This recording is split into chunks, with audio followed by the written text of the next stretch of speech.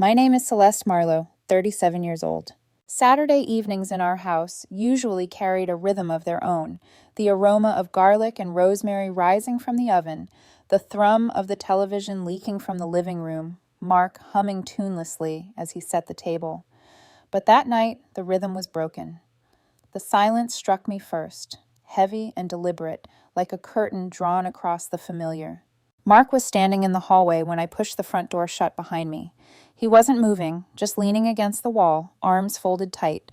His face told me he'd been rooted there long enough to wear a groove in the floor. "She's been in her room for 2 hours," he said. His voice was low, careful. "Won't talk. I think she's been crying." I frowned, the words not quite registering.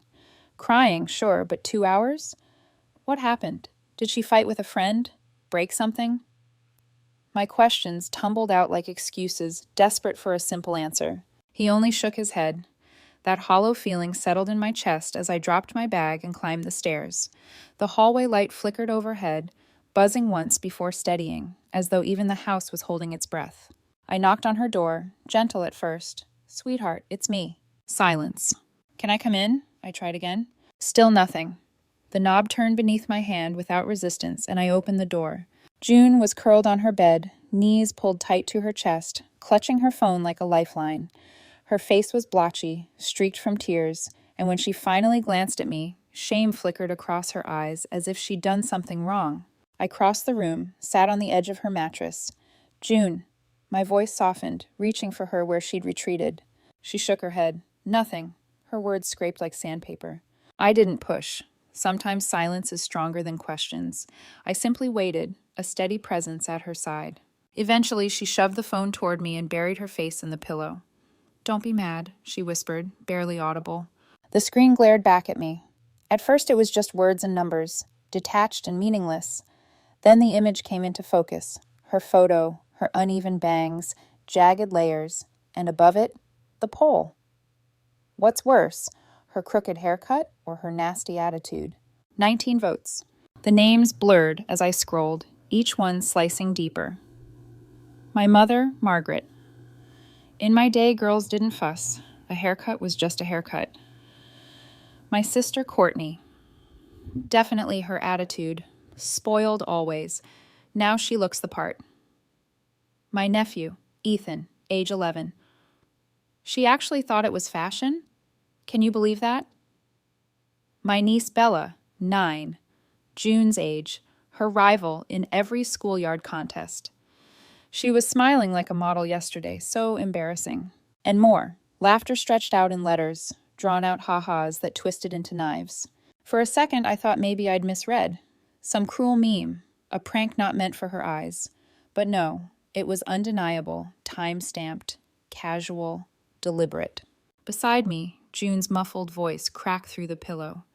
"They told me I looked pretty. They said it was fashion.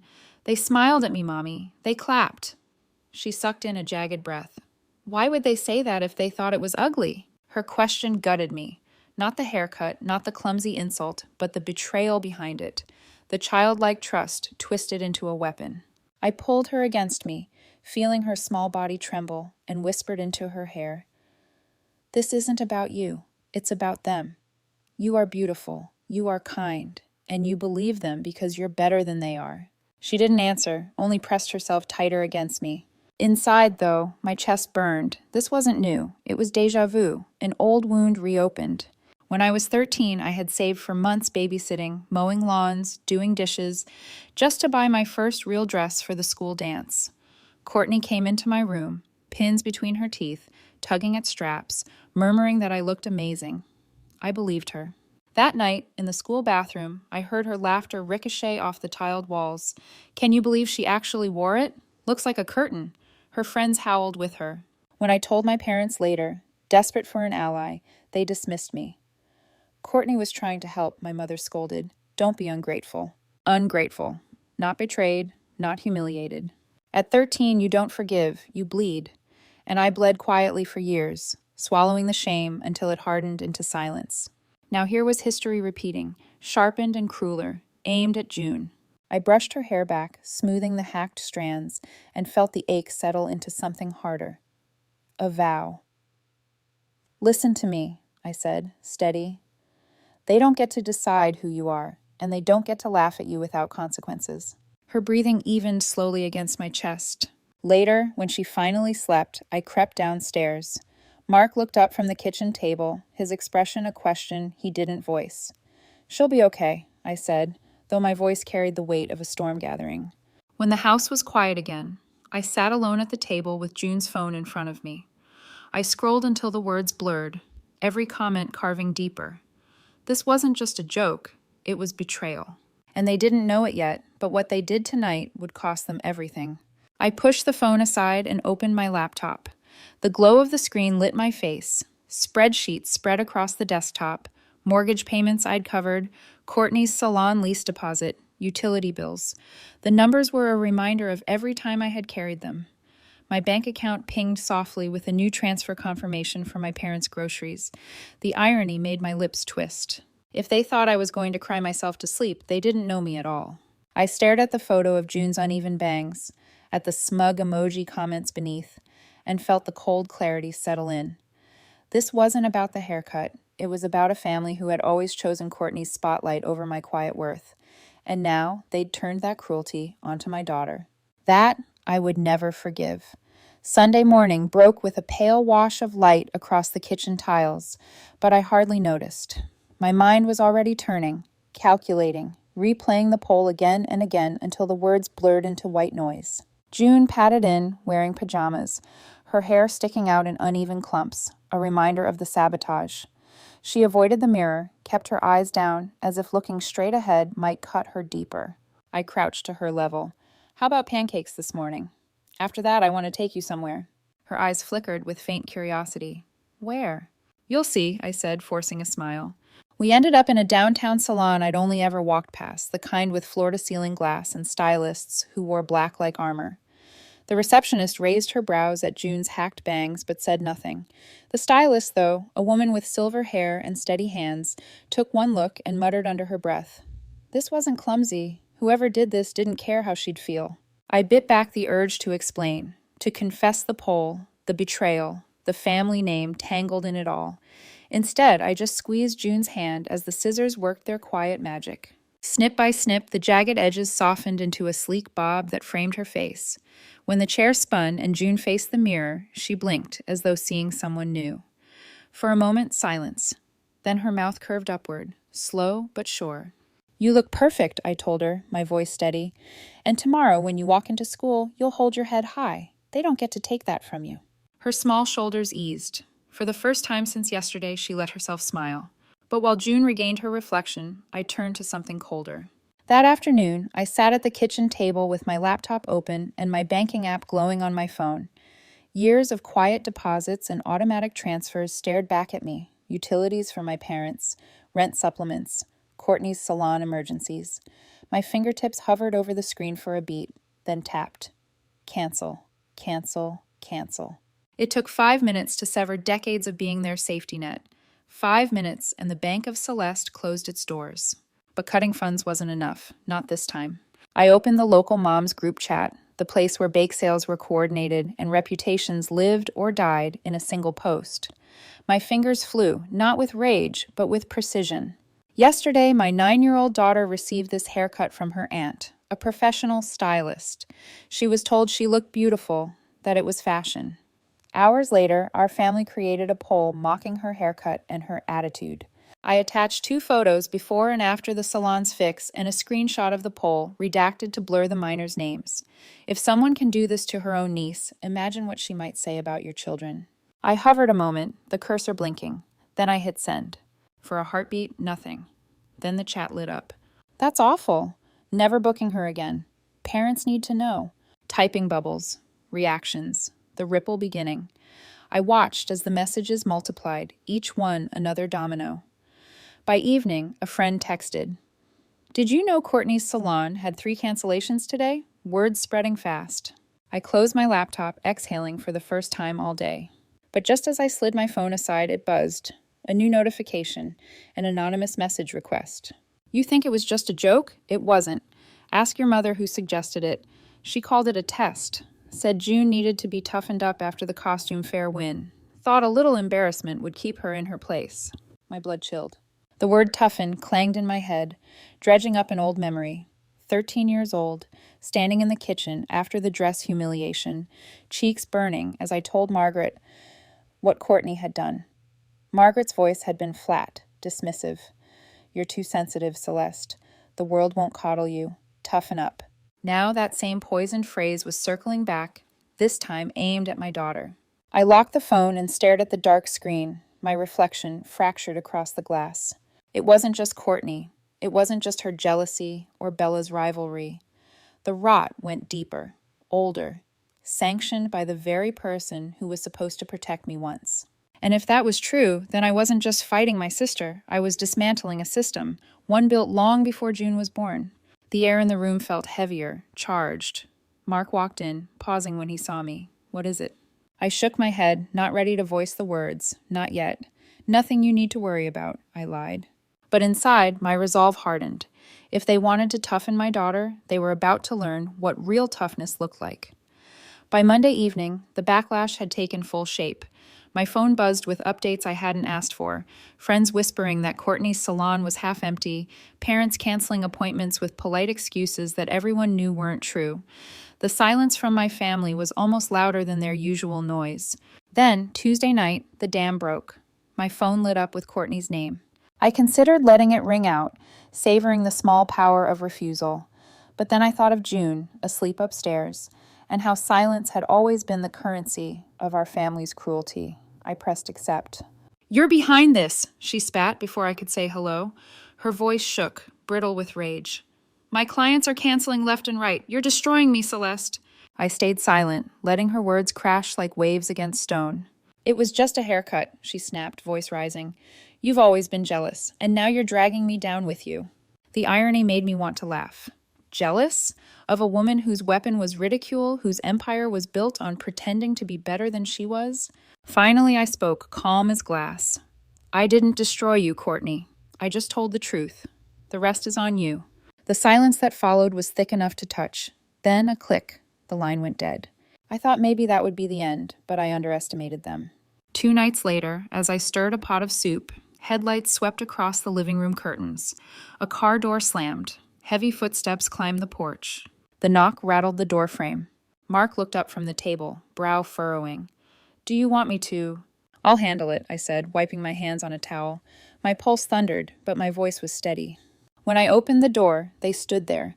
Margaret, jaw locked like granite, and Courtney, red-eyed and brittle. Bella hovering behind them with her arms crossed, her gaze darting anywhere but mine. You've gone too far, Courtney spat, storming past the threshold before I could stop her. You're ruining me on purpose. My business, my life, all over a haircut, all over a little gossip. Her words cracked, her anger sharp enough to slice, but beneath it I could hear the fear. Margaret stepped forward, her voice raised as though she were the injured party. Do you understand what you've done? We can't pay the bills. Courtney can't keep her salon going. We can't keep the house without your help. Is this really worth tearing the family apart? I let out a sharp laugh, bitter. Family? You mean the same family that humiliated a 9-year-old online? That mocked my daughter while she cried herself to sleep? Her lips pressed into a thin line. You always make everything bigger than it is, she shot back. It was supposed to be harmless, a little teasing, a way to toughen her up. The word slammed into me like a fist. Toughen. The exact word from the anonymous message. My mother had said it once to me when I was 13, and now she'd passed it down like an heirloom of cruelty. I forced my expression to stay neutral, but inside, something broke. You call it teasing, I said, my voice low and cold. I call it betrayal. Courtney rolled her eyes, reverting to the teenager she'd never grown out of. Oh, please. You've always been jealous of me. That's what this is really about. You can't stand that people like me more than you. Jealous? I barked a humorless laugh. The only thing I envy, Courtney, is how you've managed to go through life without an ounce of self-awareness. Her face reddened, her mouth opening, but I didn't give her the chance. You want to know why your salon is empty? Because I finally told the truth. I didn't exaggerate. I didn't invent anything. I showed people exactly what you did to your own niece, and they decided they don't want you near their children's hair. That's not on me. That's on you. Margaret's voice cracked, desperation seeping through the anger. Please, Celeste, think of us. Think of your family. We can't keep the house without your help." There it was again, that word, help. Always a plea, never an apology. "No," I said simply. "You made your choices. Live with them, and hear me clearly. You will never get near June again." Behind me, Mark stepped closer, his hand resting on the doorframe, silent but firm support at my back. For a moment, Courtney's mask slipped. Her eyes darted away, then back, and when she spoke, her voice was ragged. "We can't pay the mortgage. You've destroyed me." The admission should have felt satisfying. Instead, it rang hollow. "No, Courtney," I said quietly. "You destroyed yourself. I just stopped paying for it." I looked at Margaret one last time. Her eyes flickered. Anger, desperation, something else I couldn't name. And beneath it, guilt. The slip she'd made, harmless, toughen her up, rang louder in my head than anything else she'd said. "You wanted to know if this was worth tearing the family apart," I told her. "Yes, it was. Because June is worth more than every one of you combined." Mark pushed the door closed behind me. The latch clicked, final and sharp. They knocked again, hard, frantic, but I didn't answer. For the first time in my life, I didn't owe them anything, and I could feel in my bones. They knew it. The days that followed were strangely quiet, though not in the comforting way silence sometimes settles over a house. This quiet was heavy, charged, like the pause before a storm hits. By Thursday, whispers had spread through town. At the grocery store checkout, 2 women ahead of me lowered their voices when they saw me. One glanced at my cart, then leaned into the other's ear. I didn't have to hear the words. I knew what they were about. Courtney's salon was bleeding out. Parents canceled standing appointments, clients disappeared overnight. But in the same breath, a countercurrent stirred. Online, a few voices began to soften the story. It was just a joke. Sisters fight. Why ruin her livelihood over a haircut? The rationalizations stung more than the outright cruelty, because that was always how it had been explained away. Just a joke, just a phase, just sisters. Words that smoothed over wounds while leaving scars underneath. That night, while Mark loaded the dishwasher, my phone buzzed again. A call from Bella. I almost didn't answer, but something in me, curiosity maybe, or the faint hope that not all of them were lost, made me swipe. Her voice was thin, hesitant. "Aunt Celeste?" "Yes, sweetheart." I didn't mean what I wrote about June. She trailed off, the silence stretching. Then it broke in a rush. "Grandma said I should, that I needed to go along, or I'd look weak. She said June needed to be toughened up after last year. I didn't want to, but I didn't want them to laugh at me too." Her words landed like stones in my chest. So it wasn't just Courtney's jealousy. It was orchestrated, condoned. A family tradition of cruelty, passed like a recipe, generation to generation. "Bella," I said softly, "I know this isn't all on you. I'm glad you told me." Her sniffle crackled through the line. "Please don't hate me." "I could never hate you," I paused.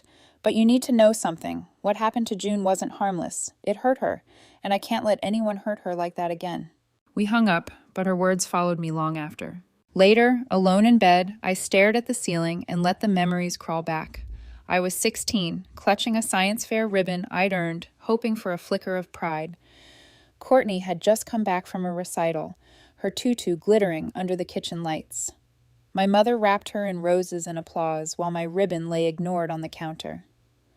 When I asked why, Margaret's reply was flat. "People like her more, Celeste. That's just how it is. Smile through it, toughen up." Now she'd taught Bella the same script. Smile, laugh at the weak link, pass the cruelty forward so you don't end up on the receiving end. The realization didn't bring relief. It brought grief. Grief for the little girl I'd been, for Bella, even for Courtney, who had never learned another way to exist except at someone else's expense. The next afternoon, I called Margaret. She answered briskly, as though she'd been waiting. "So, finally ready to apologize?" I almost laughed. "No, Mother. I'm ready to ask why." "Why what?" she snapped. "Why you thought humiliating my daughter was the answer. Why you always told me to toughen up instead of protecting me. Why you raised us to believe cruelty was love." Her silence was sharp, then she exhaled, brittle. "You think the world is gentle, Celeste?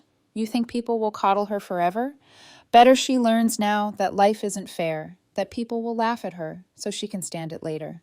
My stomach turned. "So you call that love? Teaching a child to bleed so she won't cry when someone cuts her again?" It's how I was raised, she said flatly. It's what made me strong. Strong. I thought of her voice trembling on my porch, begging for help to keep the lights on. Strong? No, it made her hard, brittle, fragile beneath the surface. I'm not you, I whispered, and June won't be either. She scoffed. You'll see. She'll hate you for coddling her. I ended the call before she could twist the knife further. When I lowered the phone, Mark was standing in the doorway watching me. You okay? I nodded, though my throat was tight. No, but I will be. That night, as June slept, I sat at the kitchen table and wrote down the terms of my decision. Not for them, but for me.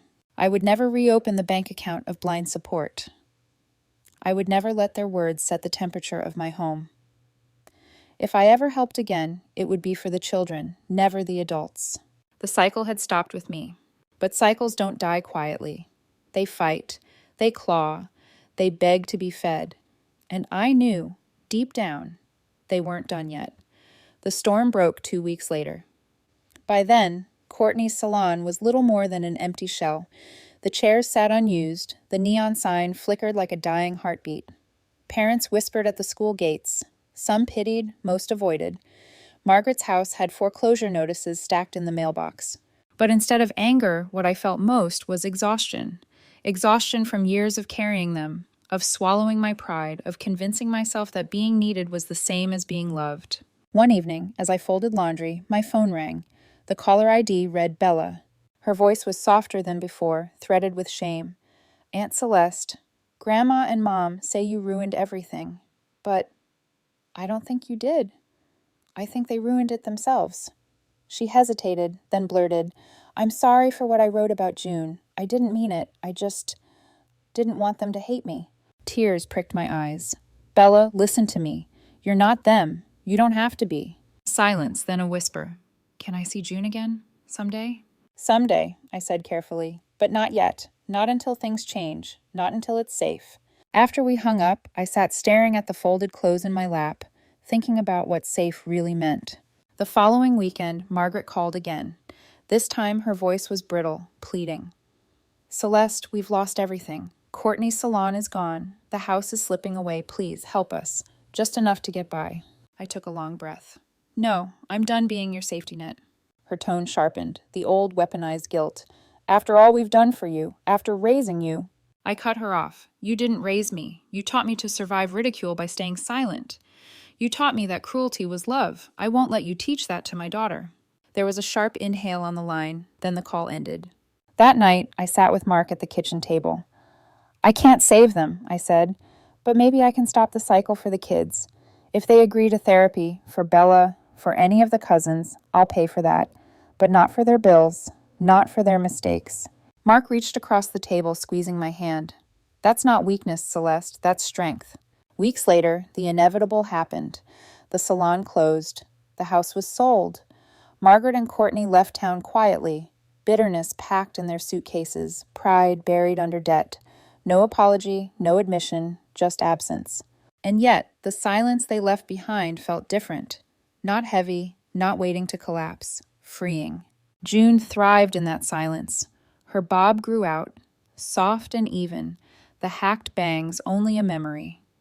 At school, she stepped on stage for the spring performance, chin lifted, voice clear. I sat in the audience with Mark, clapping until my hands burned. Afterward, she ran to me, cheeks flushed. Mom, she whispered, slipping her hand into mine, I know now. You'll always stand up for me. Those words were worth more than every bill I'd ever paid, every scrap of approval I'd begged for. Months later, an envelope arrived in the mail. No return address, just my name written in Bella's uneven handwriting. Inside was a drawing. 2 girls holding ribbons, both smiling, neither one bigger than the other. At the bottom, a single line in shaky pencil. I'm sorry. I sat at the kitchen table, the paper trembling in my hands. Maybe reconciliation wasn't possible. Maybe it wasn't even wise. But the cycle had cracked, just a little, and maybe, just maybe, that was enough. Some people would say I went too far, cutting off my family, exposing my sister, shutting down the money. That it was just a haircut, just a joke. Others would say I should have drawn the line years ago. What do you think? Did I go too far? Or was I right to finally end it here?